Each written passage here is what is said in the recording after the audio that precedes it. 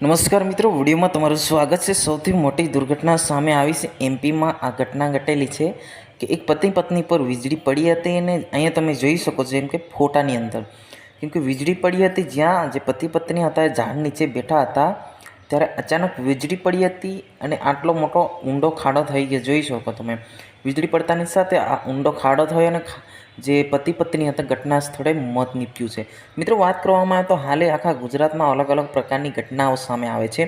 એવી જ ઘટના ચોંકાવનારી સામે આવી છે એમપી મધ્યપ્રદેશમાંથી કે ભાઈ એક પતિ પત્ની પર વીજ પડી હતી અને જે બંને હતા એ ઘટના સ્થળે મોત થયા છે। જ્યાં મિત્રો એના પહેલાં પણ કેટલીક ઘટના આપણને જાણવા મળેલી છે। હાલ આપણને જાણવા મળે છે કે મધ્યપ્રદેશના એક નાનકડા ગામે જે પતિ પત્ની હતા જે ખેતરમાં ગયા હતા અને વરસાદ આવતો જોઈને ઝાડ નીચે બેઠા હતા ત્યારે અચાનક વીજળી પડી હતી અને ઘટના સ્થળે પતિ પત્નીની બંને ઘટના સ્થળે મોત નીપજ્યા છે।